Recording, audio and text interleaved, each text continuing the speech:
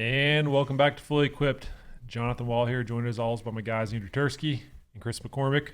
We return from our tryptophan-induced hibernation. More or less like a week. Yep. We were off for Thanksgiving. Sorry for the week break. We are back. I know. I did get a couple of DMs from people asking if we were going to be doing a pod. Yep. I appreciate that you actually check and wonder if we're going to be doing a podcast that comes out every Thursday. But yeah, we took a week off for Thanksgiving. Quick question. What's your favorite Thanksgiving sides? Wow, you just stole my next topic. Go for it. Favorite Thanksgiving sides. Yep. Well, pick one side, not like list all your favorites because they're all good. All right, fair enough. I Midwest boy. I'm going green bean casserole. Ooh, love it. With the extra French onion 100%. crisps on top. Gotta have the crunch. Yep. Gotta have it. Love that. Jay Wall? It's Texas. I feel like you guys might do something different down there that we don't even know about. They just put barbecue sauce on everything and call it a day. I mean, I would probably go with like a sweet potato casserole. Okay. That's fair. It's pretty solid. It's like filling enough to where you can get everything else. It's a good little bit of sweet with the salty. Is that the one that comes with not mushrooms, marshmallows sometimes? Sometimes. Yeah, you can. Do you like it with the mellows? I can go with or without. Okay. I typically go without and go with a little bit of pecans on top. I was going to say, is it pecan or pecan? I was going to ask, what topping do you prefer, the pecan or the pecan? Whatever. Just Either keep way. it going. Tursky. Well, my favorite Thanksgiving side dish, which I will say is not going to count, so I'll go with my other one, is mac and cheese, but that's not just a Thanksgiving side dish. That's like I eat that. That's like I eat that every day, so I don't think sure that you counts. do. I actually do. Like, what was the one that wasn't going to count? That mac and cheese, I say, doesn't count because it's not a Thanksgiving side. It so counts. I'm going to go with stuffing because I don't eat that every single day in my life. Fair enough. Can I tell you what's really played out? And I kept hearing this over Thanksgiving, is they were asking athletes about, Thanksgiving meals. And some guys were like, Thanksgiving food's overrated. Apple pie's overrated. And I'm like, you know what? I really don't care. Are you going for, if you're going for these hot takes, like trying to dunk on Thanksgiving food, like I don't want to hear it. I don't care if you don't like apple pie or pumpkin pie or you think the Thanksgiving food is overrated. Like I love it. I agree. We don't eat it all the time, but some people, I think they're just looking for a little bit of shock value. But anyway. It gets the people going though. Yeah. It gets a bunch of retweets and comments. I just hate people. There's the virality aspect of it, but yeah, don't hate on Thanksgiving. Man. No, you can't hate on Thanksgiving.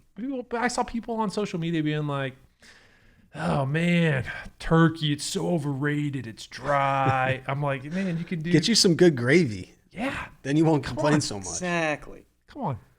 So we are all together. Yep. Here, in the studio. In studio in Scottsdale. There's a reason why we are together. We are cranking on Golf's club test right now. So much content. Yes. So much content. So we've been doing videos, myself and Tursky and Chris, doing testing videos, checking out the new product. Some of it is just rundowns on new product, whereas some of these other videos we're doing are a little bit, of a deeper dive, testing the new stuff against the old stuff with the Foresight GC Quad. And we're seeing some interesting stuff. I'm excited. I think there are some products out there. We say this every year. There are some products that are going to surprise. I think this year, I don't know. I'm going to say it. I think this is going to be a big year for gear. I'm just going to say it. Yeah, there's a lot of hot product coming out. There is. From all sorts of companies too, not just the big names. It's not one. Yeah. I mean, there's so much good gear coming out. Yep. Yeah. I don't say that every year. I'm pretty particular about my tech. I didn't hear you say it last year. No, that's the thing. Well, I wasn't as involved in club tests last year, but the stuff that we're seeing for 22, I'm excited about. You're going to regret getting this involved in Golf's club test. No, you're now like chained to us. We've chained you to us. He volunteered. It's his fault. Yeah, I volunteered for it. I mean, this is what I like to do. Do I want to sit in an office and stare at a spreadsheet? No.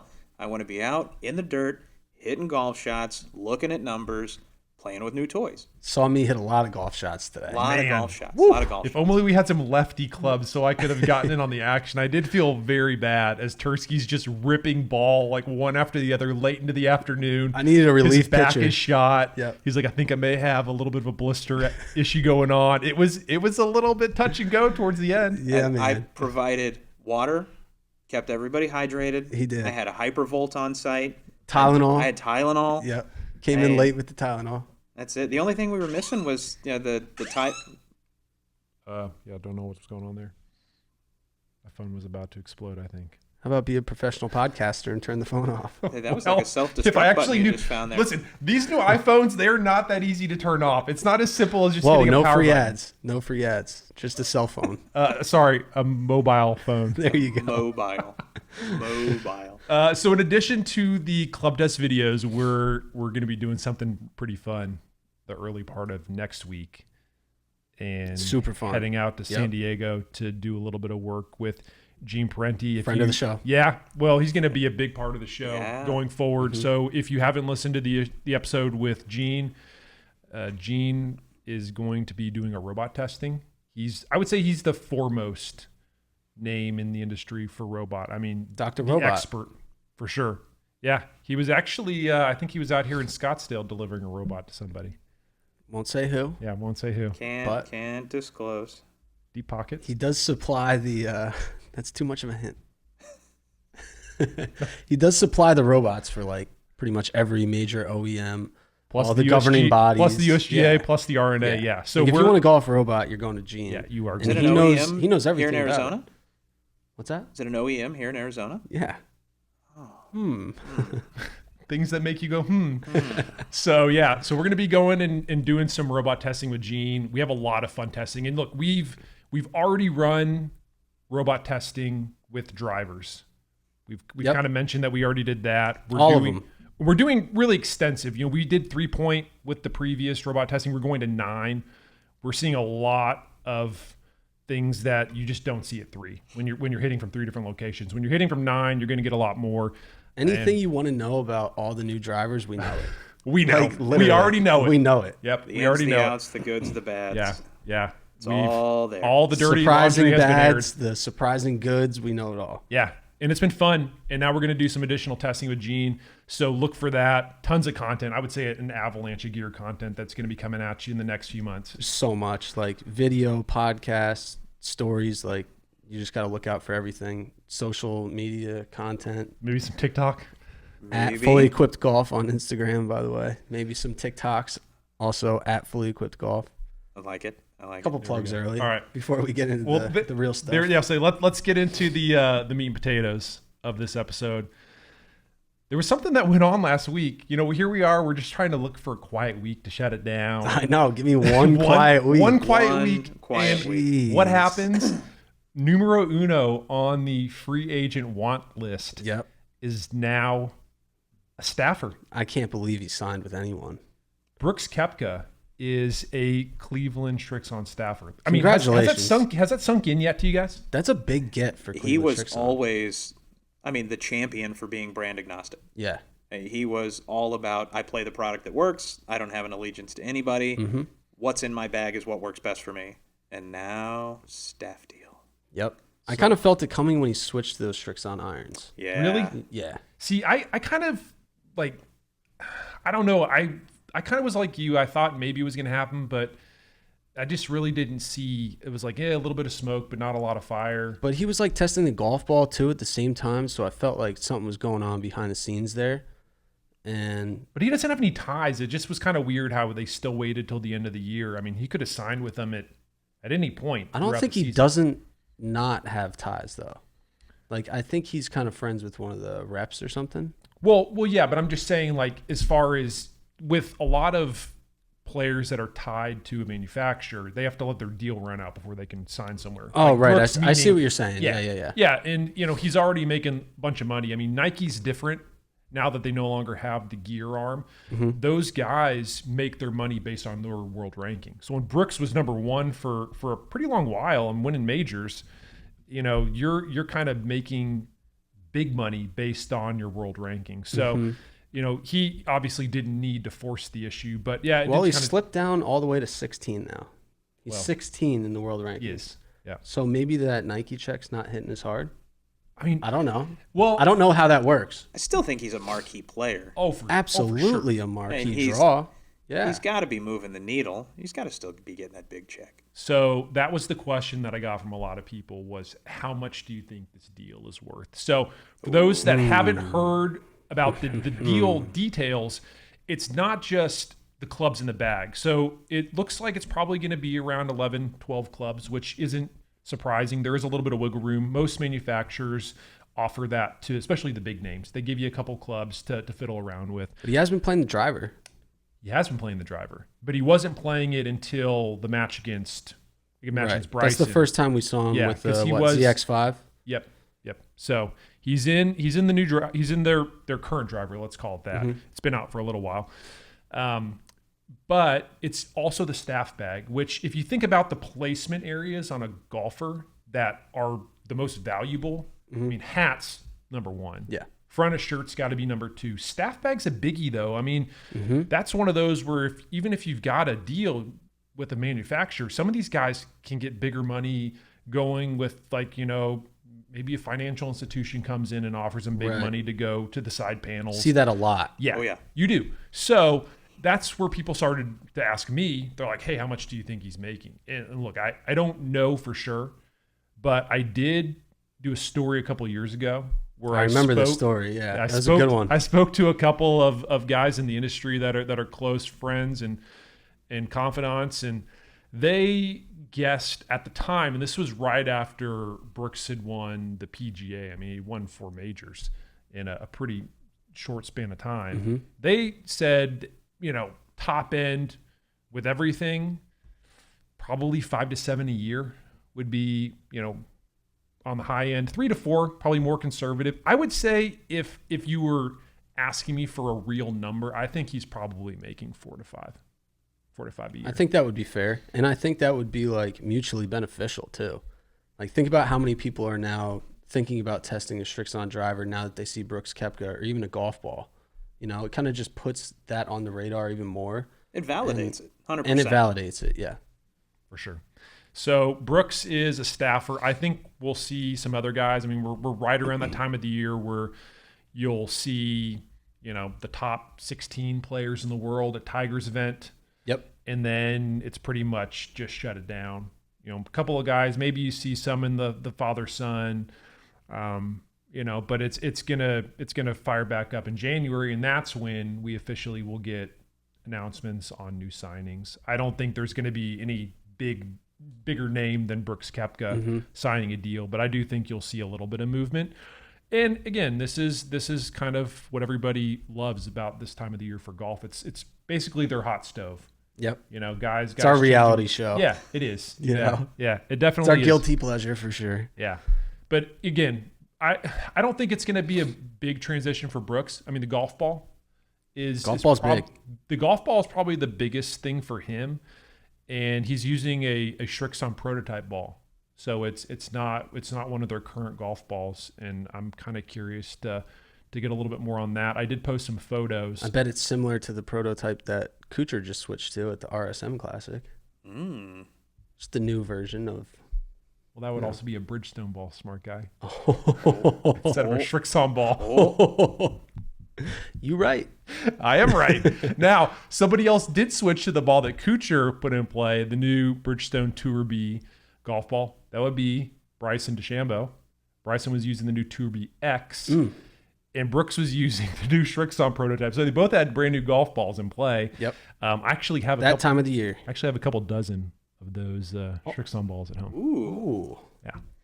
I just haven't had a little testing. Haven't had a chance to do a little bit of testing, but it will happen. Just been too busy, and I will offer some insights on what I'm seeing. But yeah, it's sitting at home right now, so we'll see what happens there. But Brooks for sure, major signing, and yeah, I would say that's like probably a top 10 gear story for this year. Yeah, agreed. Yeah, that's huge to see Brooks on a staff deal with somebody. That's not a top 3 story. Well, I'm just kind of like I'm Top not five. going through. Yeah, top five. You can. All right, You could safe. Say, yeah, Safe there. Yeah, safe top 10, probably top 5. But anyway, Brooks, he signed, sealed, and delivered. The other story I think we need to just briefly talk about is Tiger coming back. I think we should talk about it. Yeah. So I don't know my take on it, but we should talk about it. Well, I don't really know if there's a whole lot to say. I mean, Tiger's already said what he's going to say. Yeah. He spoke, I guess, as we're recording this podcast on a Tuesday. Mm-hmm. He spoke to the media at his tournament in Albany in the Bahamas and, offered, a little bit of insight into kind of what things were like post surgery. I mean, he said that it was kind of 50-50 on if he was going to have a leg, which is really sobering. I mean, they had video of the guy who asked him that question, and I guess he had a follow-up, and he was after he asked Tiger about hey, was there a chance you could have lost your leg? Mm-hmm. And he's like, yeah, it was definitely a possibility. And the follow-up was not there. He just was like, yeah, I'm sorry. That gives me chills. Yeah. And I think Tiger said it best. He's never going to play a full schedule ever again, but he's just grateful to be there, to be a parent, to be able to be in his kids' lives and to watch his son play golf now. And, I hate using Ben Hogan as a comparison, but Tiger did. He said it's, more than likely he's just going to kind of pick his spots from here on out, which brings me to this question. I'm going to give you an over-under on half a tournament for next season. Over-under half a tournament, meaning are you going under as he's not going to play any golf next season, or over like he's going to play at least one tournament? Which way would you go if Vegas set the line at half? Over. Well, we talked about this briefly today, and the Open is at St. Andrews this year, and I think he has a big red circle on that date. And I think he's just trying to get his body ready for that. Yep. But his just life perspective now has obviously changed. And I think he's thankful to just be alive and be in his son's life. And we're all thankful for that. It's you almost don't even want to start talking about golf yet. It's just it's cool that we get to see him speak again and kind of update us. Not that we deserve it or anything, but it's nice that he let his fans know, let us know where he's at, what he's been through. And like you said, it's just sobering, really. Yeah. With the trauma that he went through, the fact that he's talking about teeing it up again on the PGA Tour, that in itself, you just go, wow. Yeah. He's he's different, man. What does he have left to prove? And he had kind of that resurgence, and we see him come back out. We see him win again. And how many just traumas does this guy's body have to go through? I know. It's been through so many. So many. Just near tragedy, Where most players in his position, if you look at his resume, there's no reason to keep going. There's no reason to keep doing that to your body. There's no reason to keep pushing, keep playing. Yeah. And he's coming back again and wants to compete. And if he's going to tee it up, he wants to be competitive. He's just married to the game, man. Loves golf and just wants to win and compete. And I think he wants to show people that he can come back from something this wild, And I'm sure that's his everyday motivation in physical therapy and just everyday life. Can you imagine if he wins? No, I can't. I can't imagine that yet. We were saying the same thing about could you imagine if Tiger ever won after the last time he made his comeback? I mean, and then he wins the Masters in the Zozo. It's just shuts and everyone up. He wins the Tour Championship. I know. Oh yeah, which was just. I mean, again, and we're going to do a mailbag episode, I promise, because that's why we are here this week. But I don't think I've ever shed a tear watching a golf tournament. Tour Championship, definitely. I was at Augusta when he won the Masters, and it's there's no way I'm crying. Tiger winning the Masters. It was still just a pinch me moment. No, I was shedding tears for that 2019 Masters. Tour Championship, watching him walk up 18. Yeah. Yeah. I was sitting there watching it at home, and it's I can't believe I'm watching this. So Tiger's done it before. I think look, and people call me crazy, I think he can do it again. I think even if he's playing a couple of tournaments, if he picks and chooses his spots and he plays a couple of events and gets himself ready, the way that he mentally prepares for a golf tournament, not just like getting his body ready, but getting his mind ready to go into that week, I still think there's a chance that we could see him in the winner's circle again. I don't want to doubt him because he's the best iron player ever, and his How do mental you bet game against is, him? I know, but it's just like golf courses are getting long, competition's getting tough. Woo, it's tough to come back in this in this era. Yeah. Well, maybe he finds some golf courses that are, I mean, He's got to go shopping for golf courses that suit his game. And Augusta, I think he can be competitive still. Like, Augusta's not necessarily dependent on length. And St. Andrews, I mean, he what can about win a there. place like a Hilton Head where it's like target golf? He could just hit irons off the You don't tees have there. to bomb it there. I mean, He there- ain't playing Hilton Head. I don't know. He's not going to play there. Does he still have the stinger? He definitely still has it. I think you're probably right. I don't think we're going to see him at Hilton Head, but it's just like you kind of start thinking about golf courses that would suit his game, that are, like you said. I mean, you're right. You know, distance is not. I mean, his ball speed is going to be way lower than it was. Yeah. It's just, that's what's going to happen. Anyway, so He's bionic now. He comes out faster. What do you do? the reason we're here is because several weeks ago I reached out to everybody on social media soliciting gear questions. And I got to say, I just took screenshots of the questions because we've been so busy. I really haven't looked at them all the way. So this is going to be off the cuff, rapid fire. I don't know any of these questions, so we're just letting it rip. Yeah, we're gonna let it rip. Oh man, This is dangerous. But let's Is this just a live show? We can edit this, right? We can All right, pause it. good. Yeah, maybe not. We'll see. We'll see what Coach says. He's at practice right now. So right. while Coach is away, the boys are gonna probably get into some more trouble, but that'll be okay. All right. So let's start this off with a great question from a buddy of mine from back home. He asks, "Why do 3-woods go funny places?" Because they're impossible to hit. Stop playing 3-woods. Yeah, we both are anti 3-wood. I still want to try and see if we can find you a 3-wood.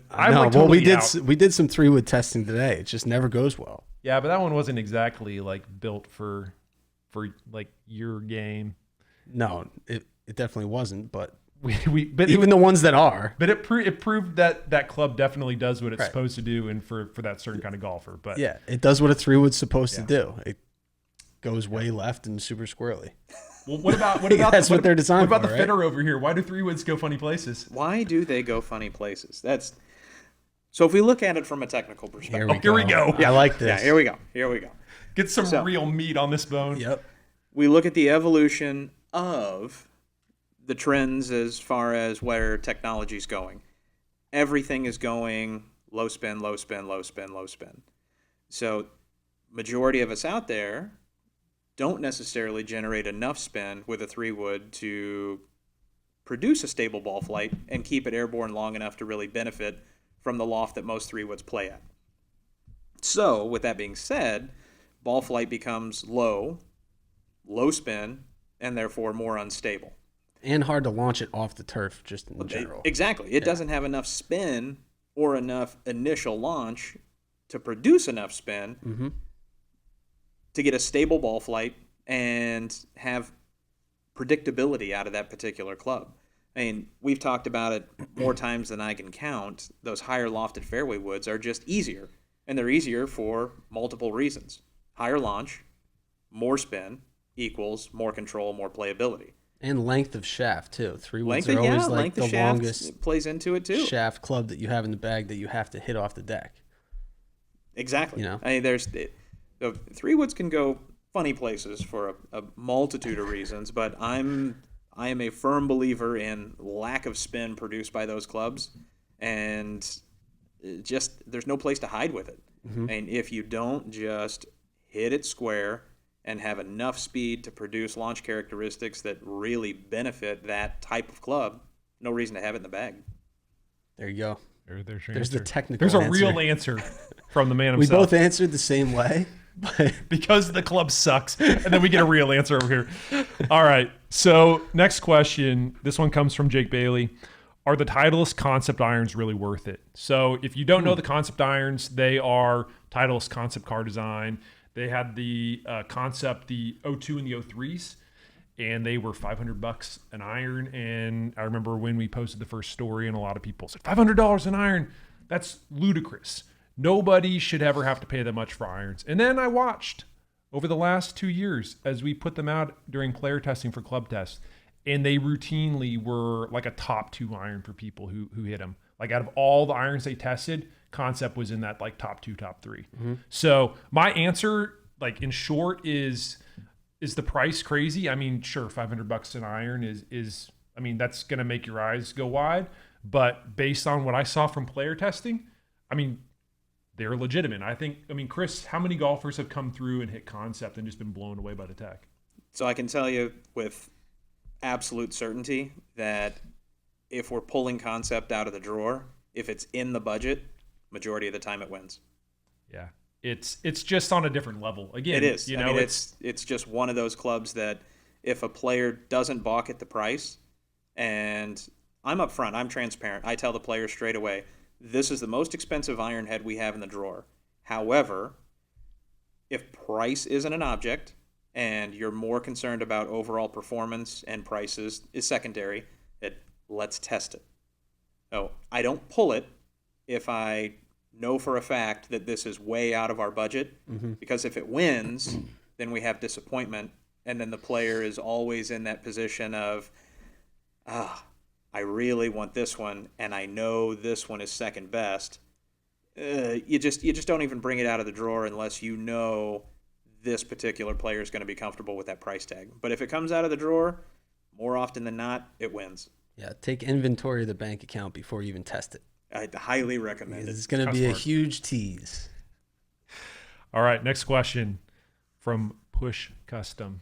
They make some awesome head covers, by the way. Okay. Check them out on Instagram, Push Custom. I actually, I was one of the first ones to highlight what they were doing. They will turn like a jersey into a head cover for you. Jacket, anything like sentimental or just something cool, they can turn it into a head cover. They've got some awesome designs. Go check them out on Instagram. They want to know, do head covers make you play better? Do cool head covers make you play better? Yeah. Like when you pull that dope driver cover off your driver, gives you that little boost of confidence. Like, yeah. I'm gonna say I wish it did, but I've had plenty of really cool head covers and they haven't made me play better. So maybe it's just me. But it's a confidence thing. You know, it's like stepping up on the tee like in your flyest outfit. Like you're feeling pretty good. Look good, play good. I agree with that.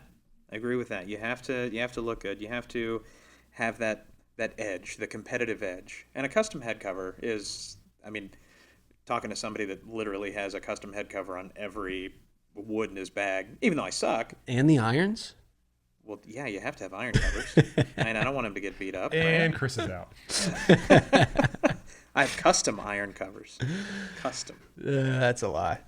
Okay. My 11 wood head cover is phenomenal. Don't even ask him what's on the 13 wood. Okay. We need a picture of these covers. Yeah. No, for real. We got to give it to the Instagram followers. We got to let the people know what you're working with. My favorite cover in the bag currently, and I have a rotation. Of covers. I do. All right. Favorite He's one cover of those guys in the bag currently is the Dormy Ninja. Ooh. Got it at Gaza Ranch, and walk in the golf shop, see one little ninja sitting on the shelf in the golf shop there, and obviously not a member at Gaza, but made friends with the head pro there. And he just doesn't want us to play out there with him. Yeah. Yeah, we get it. Not a member, can't go play. Not a thing. Don't DM me. Yeah, don't DM me. Can't DM me. Not on Insta. So, Ninja had to come home. It took me 2 days to convince the head pro that I needed this head cover in my life, and I ended up picking him up about 12 yards with a driver fitting, and there we go. That'll do it. That justified it's a good trade-off. That will do it. Justified the Dormy Ninja coming home with me. So that is currently my favorite one. So you rotate head covers. Is the Dormy cover only coming out when you play like match play or 2-man best ball or something? Like no, if you're playing stroke play, you don't bring out the Dormy Ninja? Well, I mean, generally speaking, can't play competitive golf because I suck. But mostly because I suck. Yeah, mostly because I suck. I have my name on my bag, and it's a little embarrassing when I go post, like an 85 at a local muni course. And they're like, "Really? That's a cool bag, bro." Sick name on the bag, dude. I like those head covers though. Like, thanks, appreciate that. Birdie free round today, huh? Yeah, that's normal. Birdie free round. All right. I just got that one. Next question. Matt Storman 4 wants to know, do most tour pros go lighter or heavier in their wedge shafts compared to their iron shafts? It's always heavier. It's just a feel thing. I mean, absolutely. Yeah. And we've talked about it. Most of your tour pros out there aren't taking full cuts with their wedges. So having a little heavier shaft just maintains some stability and control for those half swing shots, the specialty shots when they're trying to hit a specific number. Although I do believe Marty Jertson says you should go lighter on the wedge shafts. You remember he was talking about that? I wouldn't doubt Marty, but it's just like when everybody else is going the other direction. I didn't say Marty says jump off a bridge, are you jumping off? He'll probably give me like the exact specifications of the bridge. He's like, you will survive. And Trust me. And I'll be like, all right. The angle you need to take to make it to the bottom. Exactly. There you go. And then he's going to tell you that Thanksgiving dinner is played out. Then I'm out. Then he's out. This is funny, actually. The next question, not from the same guy, but also a wedge shaft question, which is interesting. James27 Rooney asks, what makes specialist wedge shafts better than the same shaft as your irons? Better than the same shaft as the iron? Yeah. So again, depends on the types of shots that you're trying to hit with your wedges. So you can get wedge shafts, specialty wedge shafts that are more stable, different bend profiles, allowing you to add spin, allowing you to flight it higher, flight it lower. So really kind of customizing and controlling ball flight depending upon the types of shots you're trying to hit. So you can get different weight categories, different bend profiles, you can produce different launch conditions depending upon the type of shaft and weight and bend profile that you're putting in your wedges.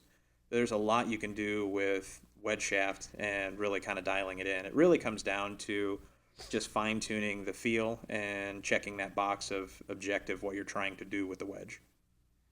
There we go. Fair enough. All right.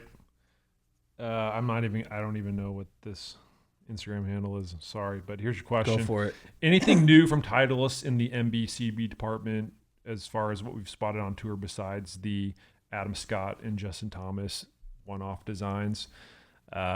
No, but it's 22 is going to be an iron year for Titleist. So for those that aren't aware, Titleist goes in every other year. So you go, woods, then irons, woods, and irons. And so 22 will be an iron year. I would anticipate the way that they've been running their cadence that we probably see something around the US Open would be my guess. For whatever reason, it was like 3 years ago or so when Justin Thomas and a couple other of the Titleist guys really wanted them to bring out the woods that week.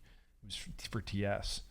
And they brought the woods out, and that kind of changed the way that they normally did it. They would normally do it after a major, but then I guess, it's a big week. There's a chance that they might be coming out. Tursky's holding up his finger. I did spot something out on tour. Oh my goodness. Hold on. I don't want to get his name wrong. Oh, well, okay, yes. We did mention these, the all black, black version of the T-Series irons. Yep. I think he's... And the MBs and the CBs.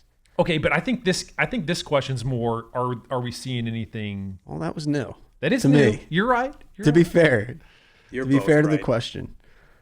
All right. So there is some new stuff. He actually, this was our reverse mush pick. Did you even check where he finished? No, I didn't. I should check that right now too while I'm looking up his name. All right. Well, while you're doing that, I'll get to the next question. From Calum Taryn. Yeah. Sorry. There you go. Got it. With the black version. So there is something new out there. Maybe they come out with a black version of the current T-Series and they kind of mix it up. But I think most golfers are probably looking ahead to the next, whatever the new line is from Titleist. So it's coming. It's coming next. It's coming in 22, and probably like middle of the year is when you'll start to see it show up on tour. Good buddy Charlie Couts wants to know, when can I expect a golf ball with GPS tracking? Are we 2 years out, 5? It's a great question. So I actually looked back. Encore, a few years back at the PGA show, debuted a golf ball called Genius, and it had a built-in GPS tracker. They tested it out. It could withstand 15,000 Gs. So yeah, enough to withstand a hit from from a club. And that's kind of like the last we really heard of it. Was this technology's out there. Who knows what the cost could be? And I think that's what it ultimately boils down to is like, what's one of these golf balls going to cost? And what if you knock it in the water? You have to unsync it from your phone. Yeah, exactly. Like that's my thing is like what happens in that case, and like forget device. How far are you going to go? Constant notifications popping up. To get your ball is still in the water. But it does bring up a pretty it's a thought provoking question because my mind ultimately goes to like this is probably the future for golf. I mean we've come a long way. We now have Shot Tracer at like every tournament. Yeah. And you're getting the numbers. I mean, this is like the next step is being able to like get all of the numbers instantaneously for every player out on tour. Just trying to allow the fans like even more insights into their, what their favorite tour pro does and like how their game differs in those numbers compared to, somebody else. I think it's coming. I mean, 5 years would be like maybe 5 years, but I would say maybe like closer to 10 because you got to find a way to produce it and do it. I don't know. I can't believe it hasn't happened yet. Like on a major scale. Totally different perspective. I'm saying won't happen because golf ball manufacturers will sell less golf balls. They don't want you to find. Why would they want to do that? I didn't think about that. That's a great point. If you're selling a dozen golf balls for $50 a dozen, and now let's just say you have a smart ball that you sell for $100 a dozen. Mm-hmm. Okay. Now, not unrealistic. If these balls are chipped, you find them. You're able to track them down. Okay, great, wonderful. How often are you going to have to replace that dozen golf balls if you find the ball every time? So if you have a smart golf ball, and it's linked to your phone, and you lose it, you happen to lose it. Someone else picks it up. Wouldn't you know, like, where this guy went to? And you can go track down your lost golf ball. Oh, that's just a whole creepy element that I didn't think about. That was my next thing was, like, Big Brother, being able to know, like, where the golf ball is, maybe when you're not on the golf course. I'm out on GPS golf balls. Now, officially out. This is a fun topic now. Now you saying that just got the wheels turning. Oh, I'm gosh. going, okay, so now Mr. Conspiracy theorist over here. Let's get the edit what button happens ready. if oh gosh, here we go. Playing in a match, you snag your opponent's golf ball, throw it in the pocket. Oh, can't find it. Looked all over the rough, can't find it. And your fellow competitor's like, bullshit. I see my golf ball walking around right now. So let me see in your pocket. Empty your pockets. It's in your bag. I know what you did, and I don't like it. No, that opens up. These are legitimate concerns. Yeah, I'm saying not going to happen.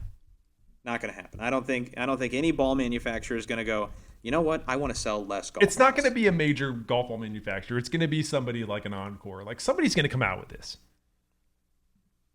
Could be a thing. It's going to happen. I think it's going to happen. With the way technology's going, somebody's going to find a way to do it at a reasonable enough price to release them. So, or whomever comes out with it, Titleist, TaylorMade, Callaway, they're going to buy that technology and shut it down. Yeah. Yep. We might see it for a season. Wait, maybe that is what happened already. Entirely possible. Yeah. Somebody was like, you can get the patent. Everything's got a price tag. Yeah, and then just make it go away. She go. Oh my gosh. Throw that patent in the Hudson River. Wow. There is a couple of tinfoil hats here. All right. Next question for Just Trap has this is an interesting one. Any chance Bryson's new irons will come to mass market? So Tursky did a story on a video Bryson had posted where he was doing some testing with Cobra's VP of R&D, Tom Olsovsky, out in Dallas, at Dallas National, actually, if you want to know. And they were testing a new iron, and Bryson was talking about how great these irons were, and they were blurring out the irons, and they're prototypes. They're maybe 3D printed irons. Tursky, maybe 3D printed irons. Maybe 3D printed irons was possibly 3D printed. Possibly irons. 3D printed. He tested the 3D printed, and I think he tested 2 other ones that'll be like in the main line. Yeah. I mean, I think anything. I would think that the other 2 he was testing will definitely come out, and the ones he was testing, the 3D printed ones, like the super prototypes, probably not. Or at least not maybe initially, but maybe like an exclusive run that are maybe. like crazy expensive. That. Like, you know, why not?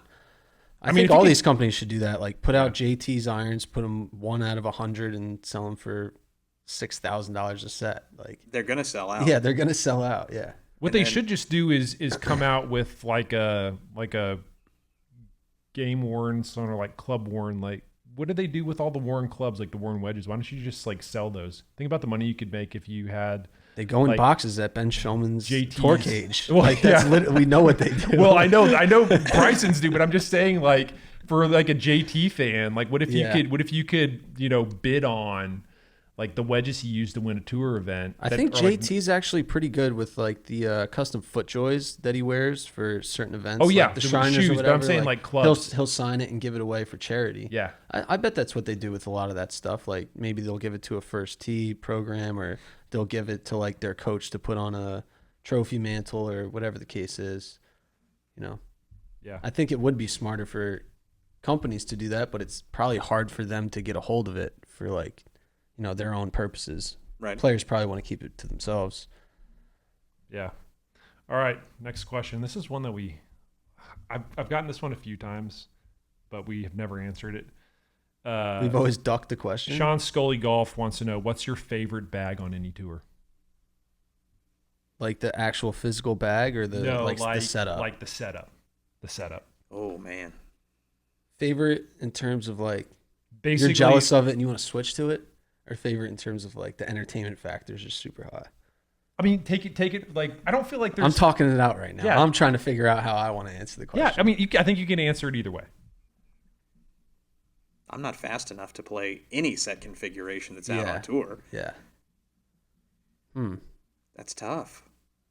I have like Matt Kuchar's bag in my head because I just did the deep dive on his bag, and it was all clubs from like 6 years ago.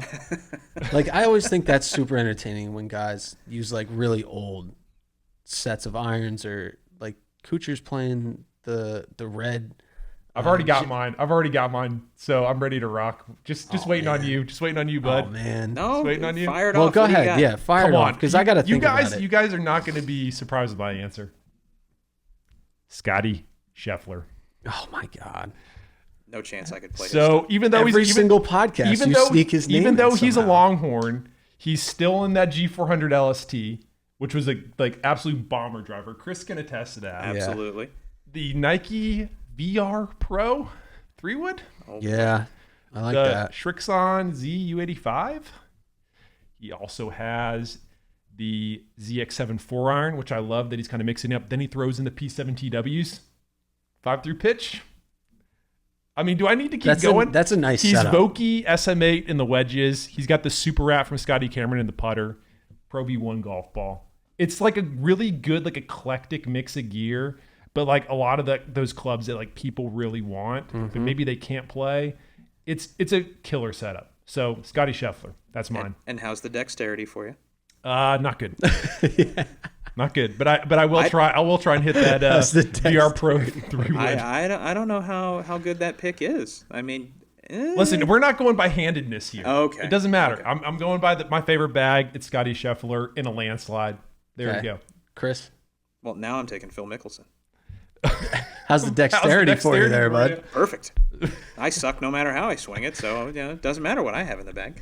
Phil's a good pick because he's always going to have something. He's wild got a in the bag full of really cool proto stuff at any given time. Yeah. I mean, he it's a good just pick. likes the bag jewelry. Yeah. It's a good pick. I like it. Tursky? Does it have to be current? No. Just like Tiger's 1997 Masters winning setup. Duh. unbelievable. And Tursky I with quit. with the cop out there.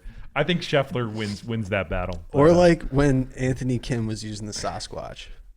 the Sasquatch. Give me that setup. I want AK Sasquatch. You want to blow your eardrums out? Does it come with the belt too? The belt buckle? Does it come with some earplugs? And you have to have John Hamm hit it for you. Oh my gosh. All right. There you go. For everybody that's always want to know, there are picks for our favorite bag on any tour. Another Titleist iron question. Man, everybody loves these. Somebody wants to know if the 681 AS and the 621 JTs are going to be coming out in 22. I'm going to say no. I'm going to say no. Yeah, we're probably not going to see them 22. Yeah. I think if they come out, it's they're gonna ways out. Yeah, ways out. Yep. If we see them 23, and that's if they get that tour validation and you get enough people asking for them. It's such a niche market. But TaylorMade did it. Yeah. And they did it fairly quickly too, didn't they? Yep. I mean, all things considered, yeah. From where you see a prototype to production and then mass produced, so could happen. Not something that we've seen Titleist do in the past, but never know. Yep. Tiger's a big name too. Truth. This is a really gear nerdy question. Somebody wants to know, is the PGA club ruler different than the Mitchell ruler? Like the way that they measure golf clubs? PGA club's ruler different than the Mitchell ruler? I mean, I didn't. They're measuring for length. I think they're asking because, the 46-inch rule. Sure. So obviously, length is measured differently for each company. So it could actually be legal based on one company's measurement, whereas if the PGA ruler is different, it could actually be illegal. So there could be discrepancy there. I'd say most tour trucks I've been on have used Mitchell machines and have had Mitchell products on them. I mean, that's kind of the benchmark for most reputable build shops and tour departments. And so basically the PGA club ruler would be a Mitchell ruler. I would assume. I don't know. Yeah. And then it's based on like we had talked about, depending on lie angle too. Like, sure, it can extend, and it depends on like exactly where you put it, where you measure it. So what is 46 inches? 46 inches from where? Right. So, yeah, there can be discrepancy there. I'm not sure about the ruler that's used. I'm not a club builder personally. Yeah, I haven't seen the one that like the tour uses when they're. Yeah, is there a godfather of rulers? I don't. Let's just go to the next question. Give me the quickest rundown you can on GSS versus my Scotty. Mine still works just fine with a winky face. With a winky face. Just had to point that out. So GSS versus what? Just their regular Scotty. Saying basically what's German stainless steel is what they're asking. Yeah, what is German stainless steel? Which is GSS. German stainless steel is just a pricier material for Scotty putters. It's what Scotty uses. Yeah, it is softer. It's what Scotty uses on his tour putters. It's what Tiger has on his and JT and can confirm it's very, very soft. Yeah, I've rolled GSS. Yeah. And I've rolled Tiger's back up. No big deal. No big deal. Very soft. But have you been to Augusta? I've been to Augusta. Have you played Augusta? Well, next question. So there you go. No one asked me that. Softer no material, questions for you, Chris. Softer material, pricier material. But look, your Scotty is just because it's not GSS. I mean, even the Circle T's, and we've talked about the story of the Circle T before, which denotes Scotty's tour putters. Those aren't all made out of GSS. Some are just made out of carbon steel, and they feel great. Like I've got a 009 at home, and it's carbon steel. I love it. It's good feel, but I'm not using it right now, and the putter I have in the bag is rolling just fine. So you got to just ask yourself, how much does it matter to me to pay that much more? Well, I think this goes. If it doesn't matter to you, like if the money doesn't matter to you, then get what you want. Well, this kind of goes back to like the concept conversation that we had on like justifying $500 an iron set of clubs. Or even like, does a cool head cover make me play better? I don't think that splashing for a GSS putter is gonna ever make you putt better. Spending time on the putting green is, and as this question said, mine still works just fine. Exactly unless you right. go to the Scotty gallery itself and like you get fit and get on the system and get the loft, the lie, the head shape, the alignment line that you need. Like, no, I don't think buying a putter ever off the rack is going to be worth it. But if you get dialed into exactly what you want, then yeah, then it's custom fit to you. And it might be but then the material won't matter. I've had players that have come in with a GSS product for a putter fitting, and we've gone to other manufacturers, milled heads, carbon steel heads, and even some products that are not milled. And the feel that they have, the feedback that they have, some players can't even tell the difference. I mean, feel is subjective, and nobody can pretend to tell you what you feel. So regardless if it's a German steel, a Japanese steel, a composite steel, whatever the case may be, the auditory feedback that you get from it, the feel that you have at impact, and everybody's different, and it's subjective to the individual. And like, does the toe hang match up? Like, where's that CG throughout your stroke? Because I feel like that matters too. Sure, like, absolutely. And where you're hitting it on the head. If you keep hitting this one low toe, it's going to feel terrible. Whereas if you're hitting one in the center every time, you're going to be like, oh, it feels so buttery soft. 100%. It's like that might not be based on the material. It might be based on how this putter fits you. Yeah, the dynamics of it. Right. I mean, the optics of it, the shape of it, the weight of it. There's so many different components that go into it beyond just the material. Yep. Yeah. So there's that. There's that. Any more Titleist questions? Yeah, oh my God. And this podcast is sponsored by Titleist. It's actually not. It's actually not. But there have been a lot of Titleist questions. They could be. Here's one that we get a lot. How much can drivers really change from year to year at this point? You know, I will say this. It's not that much. If you're talking about, you know, standard face technology. We'll get to you in a second. Getting fit, yes, Chris. Getting fit. Let me cut you off at the pass. Getting fit helps, but let me just say this. No, not where I was going. Incremental change, incremental improvements. Sure, you'll see it from year to year with the companies that release drivers on a yearly basis. The big changes you're going to see is when, say, like a Titleist comes out with that ATI face that they had on their TSI driver. I mean, that was a massive jump in ball speed for them. Absolutely. From what they had been using traditionally for their face materials on their drivers. It takes, that's why I think you see a lot of manufacturers right now trying to come up with improvements beyond ball speed, because a lot of them have sort of hit that ceiling. So it's about tightening the dispersion and trying to really dial in things for specific kinds of golfers. But yeah, I mean, if you're a golfer buying a new driver every year, you're probably not going to see massive like jumps in ball speed, but you might see improvements in other areas where you struggle, and that's why you should at least go test them. Nobody's putting a gun to your head and saying buy this driver, but it's probably still good to like say, all right, these 4 drivers intrigue me. I'm going to go test them out and see how they do against my gamer. That's all I'm going to say. I would just say, from my perspective, I test a lot of product every year. I hit pretty much every driver that enters the market, and I have for the last 6 years. And I would just say that, not necessarily a material difference or like this driver is definitely faster than this driver, but it's always the companies like designing these different heads that are like better for a certain style of swing. Like I just hit one driver, I can't say the name yet. Yesterday it was, and I just felt like the head was just made for me. Like in terms of spin, launch, the way it looks, the way it sits, like every year after year, they make these guys prototypes and they just fine tune the heads. So it's like, really, when a head comes out like that releases, like if you're going to go with the most forgiving product every year, maybe they're not making huge jumps in ball speed specifically off the center of the face, maybe more forgiveness, and they're, playing with the weight systems and they're getting that CG in the right spot for a player that's going to make them better. Yep. So there you go. My turn. Yeah. We've been waiting for you. I just wanted to get my thing off before I understand. Yeah. Okay. I feel better. So can you repeat the question? Yep. We're about to get a diatribe right now. Oh my gosh. How much can drivers really change from year to year at this point? Great question. Glad they asked. I'll spit on my water. So you hit on it a little bit. So when we're talking about improvements in overall performance, everything's been regulated. Everything has been limited.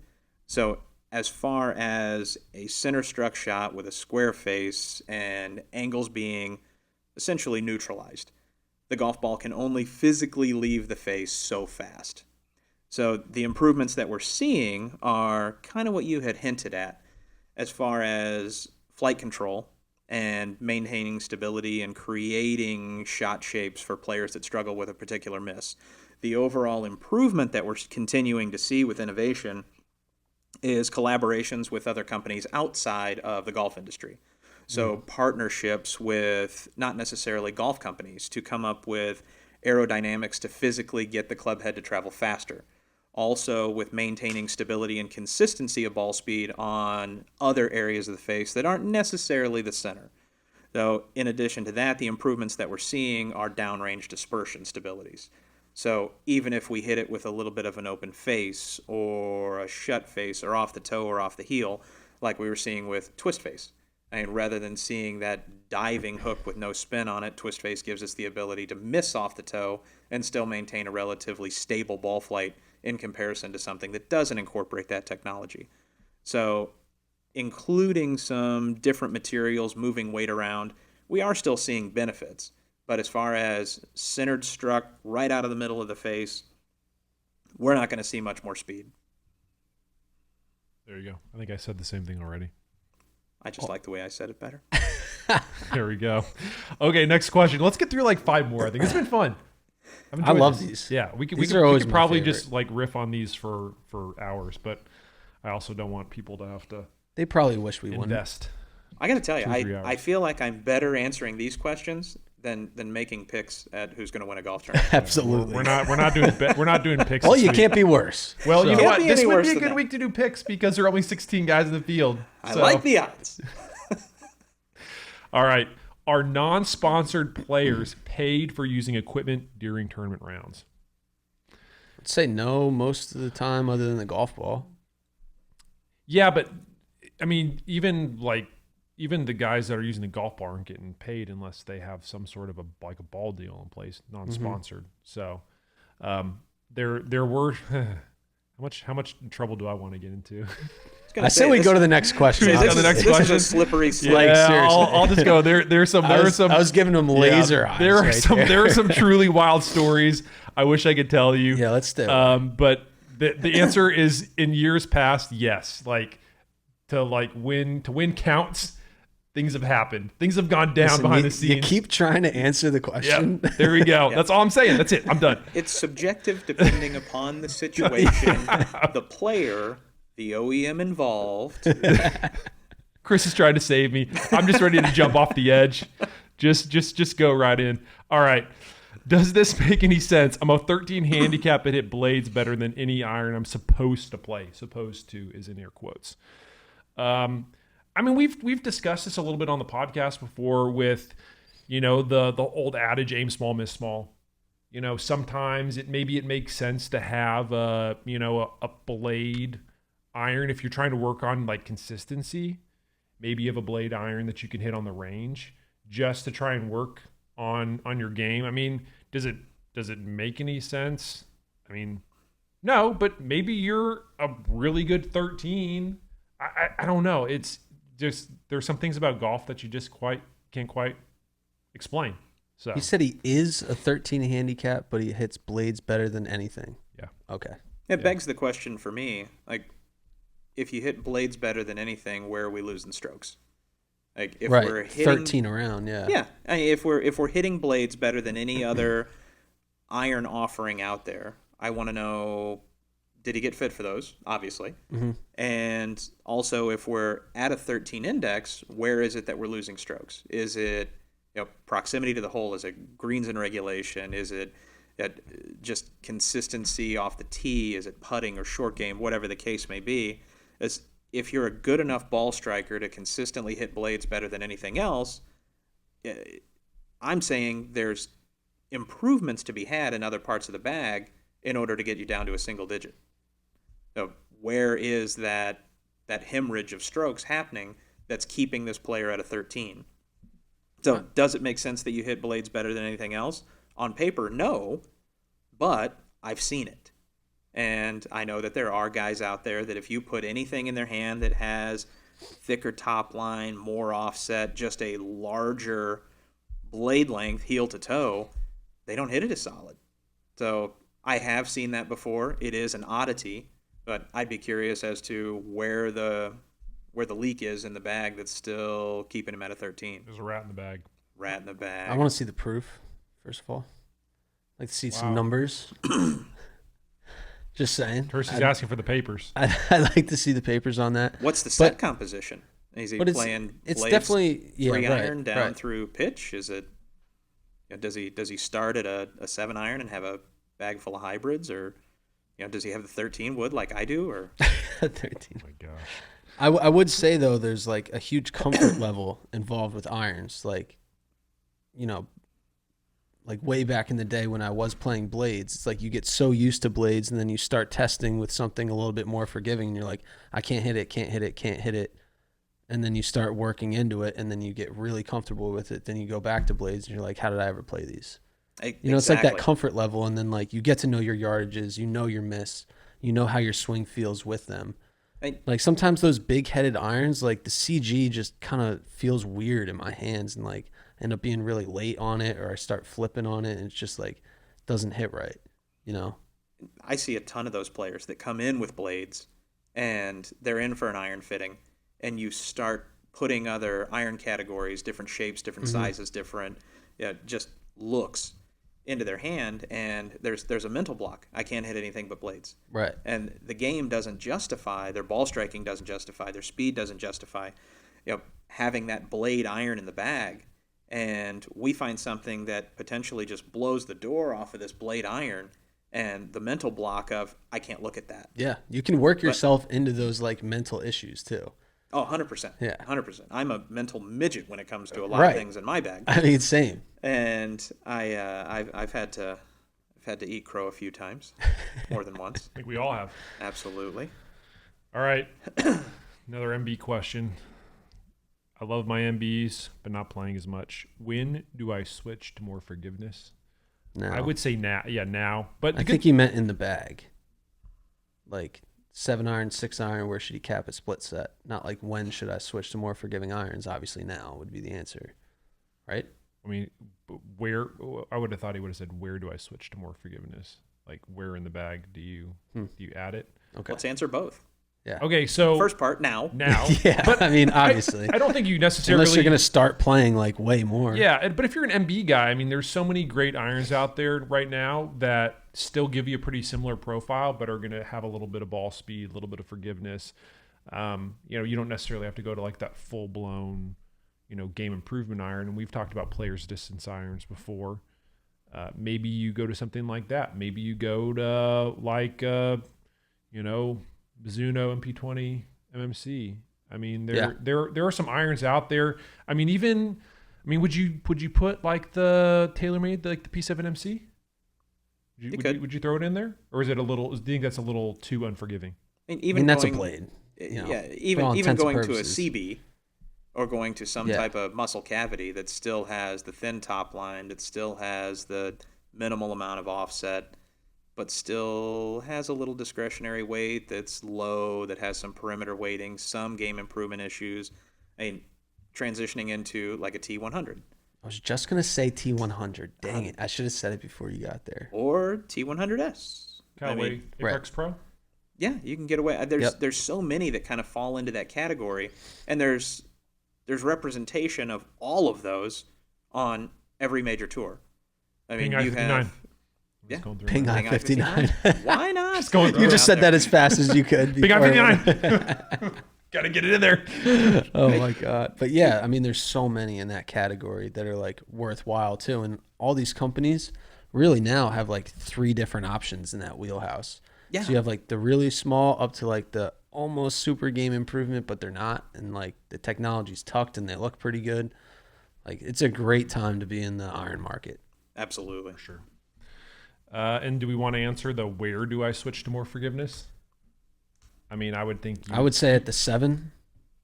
Yeah, I was going to say like 6-iron. I mean, if you're playing MBs, you're not playing as much. I mean, I don't know what as much means. Does that mean that you're playing, That means like once a month to me. Yeah. Like I'm not really Yeah, playing. maybe 7. I'm not really playing, but sometimes I play. I would say it's like I need something. 6. But yeah, 7 you could do. And I have a qualifying question that I ask players when they ask me, so if I want to build a combo set or some type of mixed bag set, where do I make the break? And for me, the qualifying questions that I ask are, at what point are you just trying to hit the green? And at what point do you start going pen hunting? So if you are at a 7-iron break where this is okay, let's just say my 175 club, I'm just trying to hit a green from 175. Okay, take that particular yardage, play the more forgiving iron. If at 175 you're pen hunting, okay, still play the more precision-based club. So that's where I kind of start to help players make the differentiation between here's a little more game improvement and here's more precision and accuracy-based iron. I'm trying to hit the green with my sand wedge. Can I do like a split wedge set? Yeah, get some Wedgewoods. Get some Wedgewoods. Shout out Alice Cooper. All right. 2 more questions. We have so many good questions. We're going to need to do another mailbag pretty soon. I would do these every week. Yeah, honestly. I love these. Yeah, these are great. These are really fun. Does everyone on tour feel like they have to use a TX flex shaft? No. Definitely not. Yeah. I would say... I feel like more amateurs who are into the gear on tour feel like they have to Play play a TX. Yeah. No, I mean, like, use Dustin Johnson as a great example. I mean, he plays an X in his driver. He's not playing a TX. He swings it relatively fast still. I mean, a lot of guys play X flex shafts. Yeah, X is, I mean, you really don't need to go unless you're, like Cam Champ or like Wilco speed. Or you just have like that type of swing where your transition's super quick and you need something to be super stable up top. Yeah, it's iron shafts that Tiger plays. What are they? Mm-hmm. Doesn't he play X100s? So X1, S4. I thought he switched to S4 in the wedges. Yeah, S4 in the wedges. Yeah. So you have one of the best players ever playing a quote-unquote stiff shaft in his wedges. I see what you're saying. Yeah. I see where you're going with it. Yeah. I mean, flex is subjective, and it just depends on player profile, bend profile of shaft. What is it you're trying to accomplish? So is every player on tour playing a extra stiff? No. Is everyone playing a TX? No. There's a mix all over the place depending upon what it is they're trying to do with that club. I felt so put on the spot there. I was like, uh-oh, if I get Tiger's iron shafts wrong, never lived that one down. All right, we're going to close it out with a great question. How good should you be before it's worth spending money on clubs rather than lessons? Good question. You want me to take that one? Yeah, it's a really good question. Take that one. That's a good question. So I get that question a lot. I want to work on my swing before I invest in golf clubs.